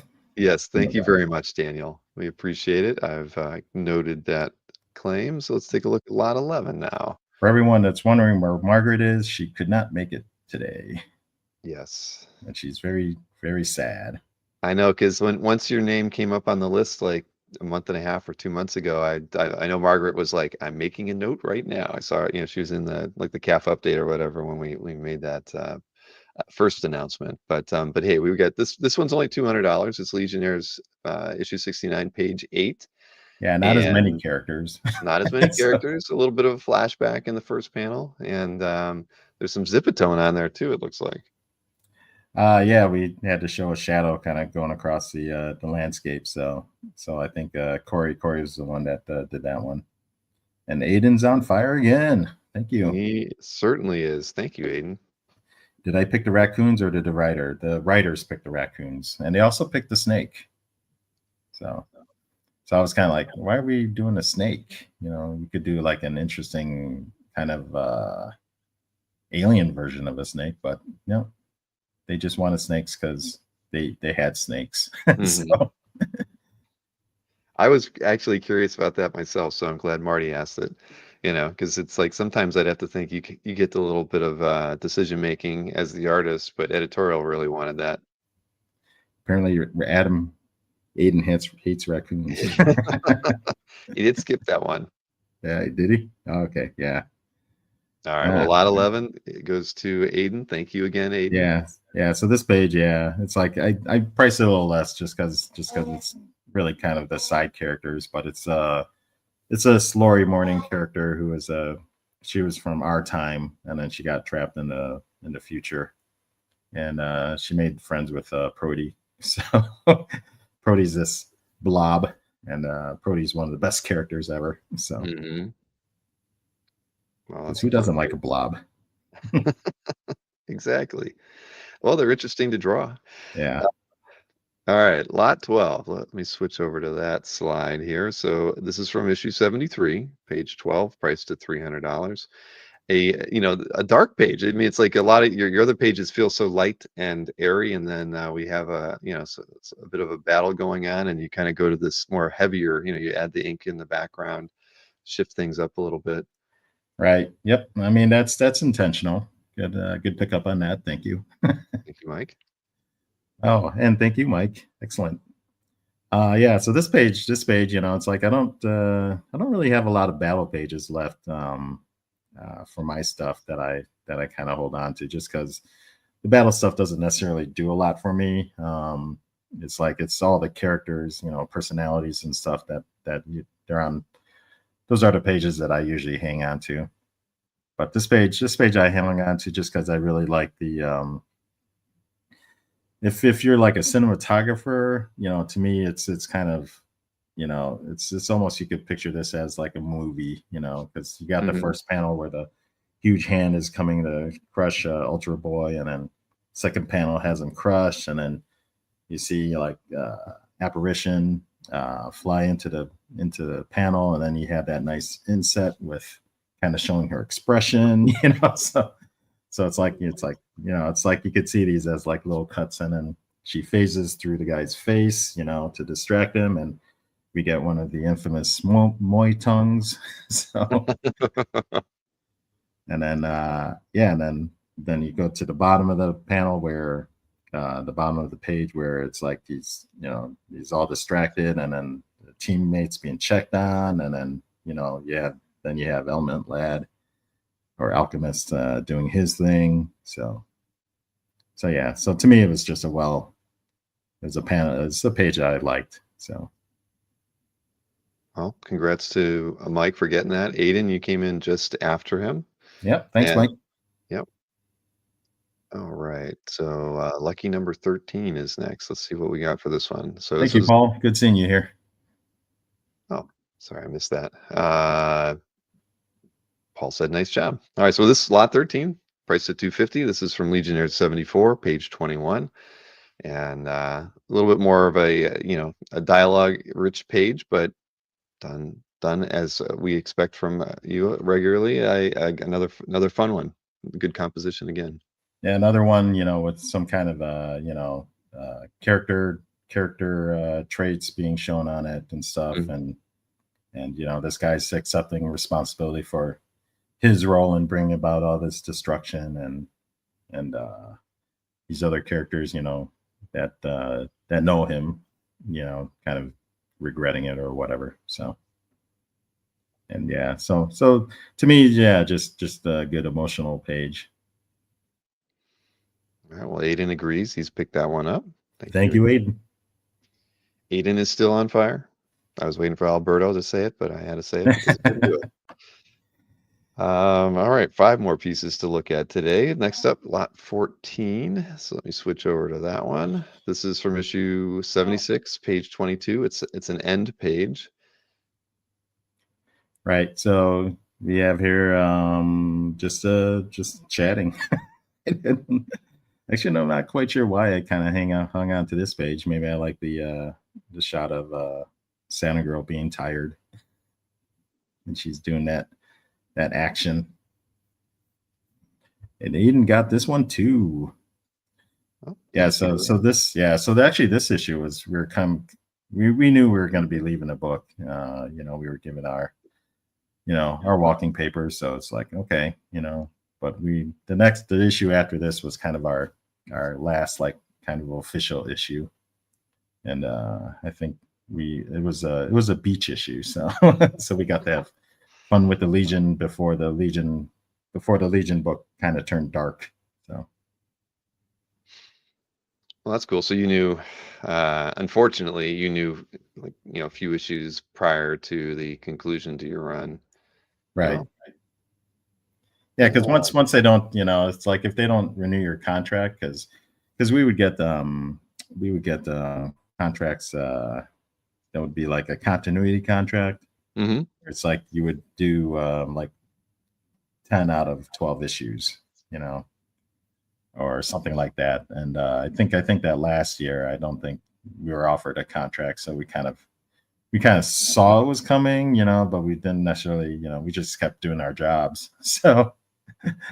So then it just kind of came down to, it's like, yeah, they kind of want to take the book into a different direction, and then so we knew that we'd be gone uh, when a new team came on and stuff. Well, unfortunate, but you still kept up your usual standard of work. So Aiden's adding to his stack here. So thank you, Aiden. We appreciate it once again. We're gonna take a look at lot 15 Aiden's now. actually making your job a little It easier. is, yeah. It's easier to pack. It's so much easier to Just pack. one package instead of 18. Exactly, because I've had to do that some shows, and that's a lot of work. But lot 15 here, priced at $2,000. This is the cover to Legionnaires 22. It's Yeah, beautiful. thank you. Yeah, so this was taking place on a prison that's actually in the heart of a sun. So that's why you don't have any like shadows or black spotted. So, but yeah, good brawl issue. Oh, thank you, Daniel. Daniel's picked up another one, and a great one at that. This was yeah, I wanted to go look at the published page to this one before the show. I didn't have the chance to, but I will afterwards, because I just thought the way you handled the line work and the lighting, it must have influenced what's going on in the scene before I was able to see that. Right. I should mention that some of these pages do have like overlays on it. I mean, Mhm. yeah. So Bill will see it once he gets the pages, but some of the pages, it's like if they have like cosmic boys, magnetic rings. There's an overlay for that page and stuff. So I should probably say that now, but just expect it. Yeah, it looks like there's something there at the top, right? Yeah. This cover had it has an overlay for the Legionnaires title. And then Ah, that well, little that little that little brain globe thing was supposed to be over. It's got it like another overlay for that art to be over the logo. So okay. Yeah, that's true. You're right. I didn't get the image with the overlay, but that's all right. I mean, I think at the end of the day, as a collector, you can present it how you want. But on a cover, a lot of people would rather have the overlay so they can see it with the logo. I mean, you see a lot right, of dealers adding stats for logos after the fact just because the appeal. It's a cover. Most collectors want to see it that way. yeah, they're fun. All right. Well, thank you so much, Daniel. We both appreciate it. And let me hide your comment there, and we can take a look at the next one, because that's the other cover piece that we have today from Legionnaires 48, priced at $1,500. So this one's a little darker. It's almost like the opposite of the last piece we just saw. Where Right. but this one's fun. Gives you space for the logo on this one, of course. But now, does this have an overlay as well? This one does not, but what it does have is it has extra art. So Well, there's a bonus that I can't show, and we can't, and you can't. Well, tell us about it. well, So no, what? actually, the extra art you're looking at because Oh, I sent in the cover originally, and you can see on the bottom right, the bottom and the right, there's like a margin, and there would be a margin up top, and a margin on the left side. Apparently, it's like I think the production wanted Mordru, and this cover is focused on Mordru. He's the big bad leading up to issue 50, and he's a major Legion of Superheroes villain. But yeah, so they wanted him more centered, so we had to add just a little bit more art to the top and and left. I see what you're saying now. Yeah, all right, because I do have the better scan. We can't zoom into the image we have on the screen now, but yeah, you just added more art to the page. Yeah. Okay. Yeah. Cool. So Vintage. so I mean, yeah, I kind of thought, I didn't know if anyone would really be interested in it since it didn't have any of the Legion characters on it. So Nope, it's awesome though. thank Marcus, you. Marcus can be funny, and sometimes he can be not funny. Today, I'd say he's not funny, but that's all right. Two more pieces to look at, and what do we got here coming up next? Lot 17, and this is from Secret Files issue 2. Is a pinup in it, right? Yep. This is a pinup from it. These are the Elementals. This was the last kind of. This was a new, villainous group. Not a villainous group, but they were elementals, so they're just kind of doing what they do. And the big rock guy from the other one is who they were fighting before on that other page. Mm-hmm. This one's inked by my brother Phil. So. Oh, cool. You get to work a lot with Phil? No. Much contrary to what people believe, he was not like we didn't actually work a lot together, because he was kind of inking his own, he was doing his own work and stuff like that. So it's like Corey was the main inker on our book, but Phil would he would occasionally fill in with doing pencils or inks for the book whenever we needed like more time or something like that, to just get ahead of schedule sometimes. But yeah, it wasn't that often. Well, that's unfortunate, but he's still producing some pretty fun work out there. Yeah, he's pretty much all on Whatnot as well. Right. Well, we have no one claiming this piece, lot Okay. 17 pinup, and we have one more piece to talk about. This is the one that I had to write you about. So right. This is well, you explain it. Okay, so I should probably get the book, but so I did since I've been doing so much color work during my Whatnot streams and for commissions now with the Copic markers. This is the first sketchbook that I have showcasing all that bunch of that work that I've been doing on Whatnot and on the side as well. And so this is not the cover for it, but this is I did make a blank variant cover for the book. So if someone wanted a commission, they could get the commission done on the book of you asking for it. So this is a blank sketch cover on your you asked for it sketchbook. Yeah. And I did this one. Yeah, I did this one. It took a while because of all the money and everything like that. And this was actually the test to make sure that the paper was decent enough. I just kind of got carried away. So, but yeah, I think it's I think Black Cat was a good choice for it and stuff, and I just got kind of carried away with the money and everything. But let me grab a copy of the book, and then we can kind of flip through it if you don't mind. Yeah, please. And I think do you sell those on the Whatnot too?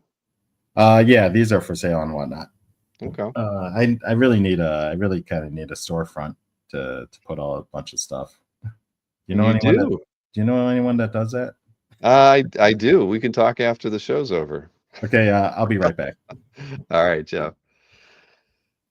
Yeah, when I got this, I wasn't sure if it was like a rough for an upcoming sketchbook, and then it said volume 1, and I looked online and I saw that there was a volume 1 out there that had a different cover, so I was confused because not a lot of times when artists put together sketchbooks do they print blank sketchbook covers as well. Usually those will have like remarks on the inside and whatnot. So Jeff was doing something that I hadn't seen before. So here, I'll drop this out and switch back over to you. Right. So here's the regular version of the sketchbook. You can see it's got full color cover, and then I don't know how I'm going to do this. Do it this way. Some of the pieces look familiar. I know we've sold a few of those on the show.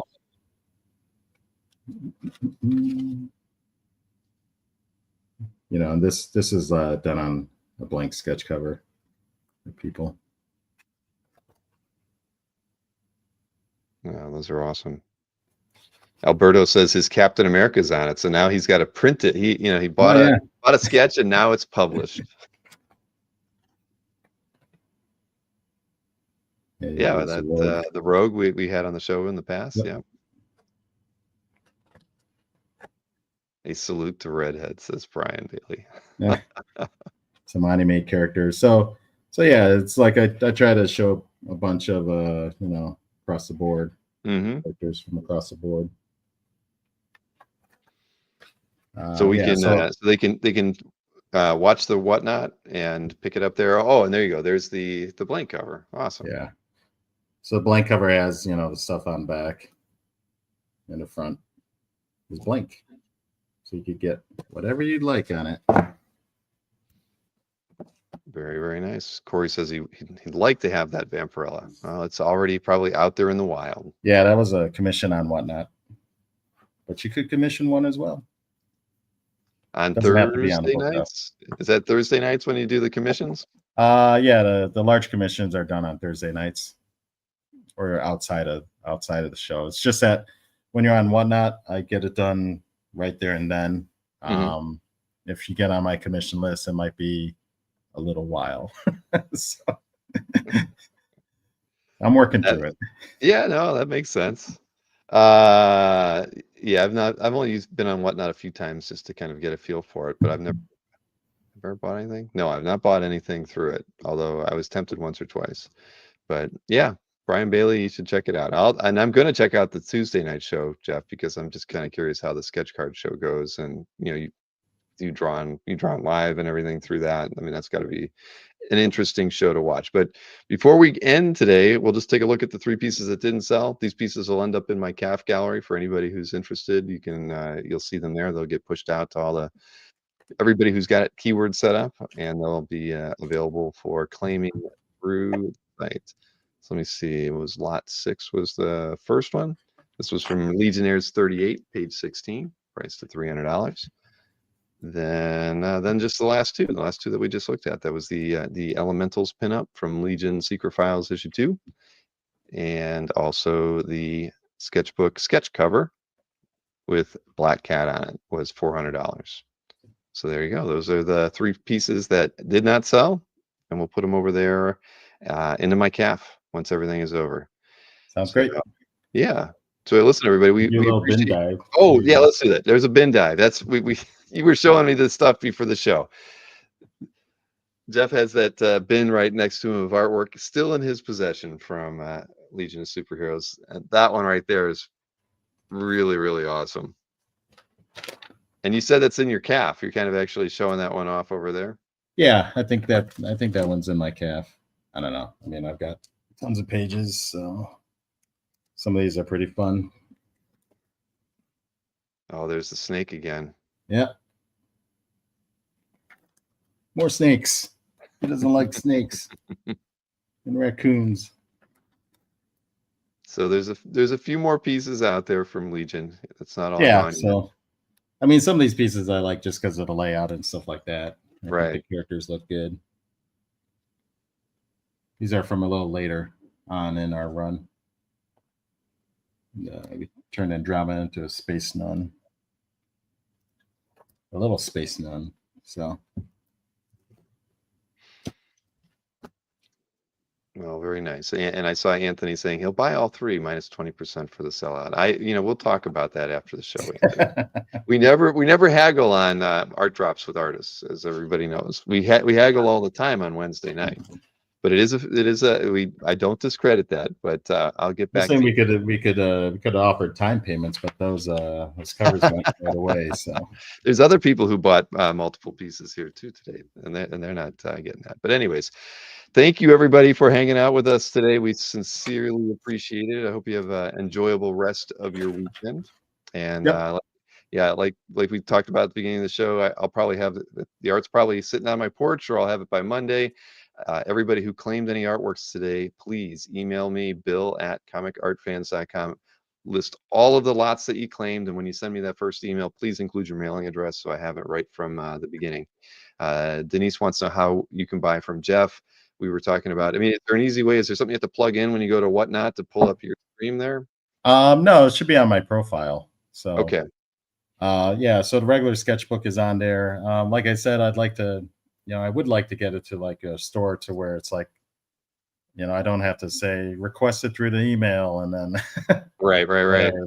I mean, Whatnot's the closest thing I have to that right now, but Right now, it's not exactly. it's not an outlet where it's like you just go to the page, you know, because I think you might have to sign up, and then But since what, but yeah, if anybody wanted to commission you when you're, outside of being at a show, the Whatnot's going to be the best way to do it, with sketch cards on Tuesdays and more involved commissions on yeah. I Thursdays. mean, if you want them right away, if you have something else in mind, Mhm. then I'm always free to take it outside of the show.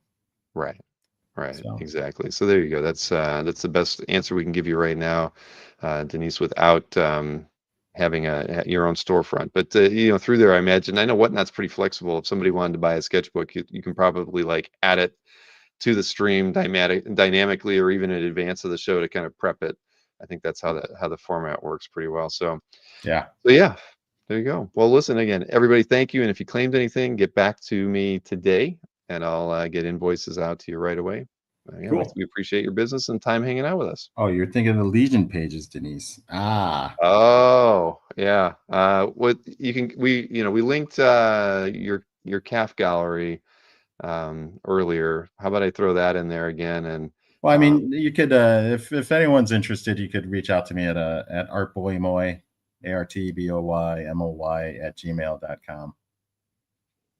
there you go. And I'll throw your calf gallery link in there one more time. Rich Stanley says, I emailed your calf sale gallery today. Okay, awesome. Oh, okay. Yeah, I've Um, got some stuff for yeah, sale there. I don't think Legion pages, but but some but other pages from my collections and stuff.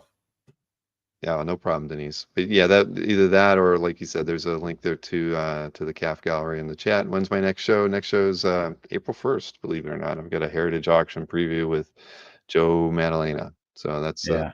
time you'll see me. If you So have any elections that are important, then you should go and vote. that is true too. That is very true. Thank you, Steve. All right, everybody. Well, we're going to call it a day. Enjoy the rest of your day. I hope to everybody. See, I'm telling you, Jeff. Next time we do a show together, you're on screen first, warming up the crowd, and then I'll come in and just do my thing. Slide in. All right, everybody. Take care of yourselves. We'll see you again soon. Thanks, everyone. Take care.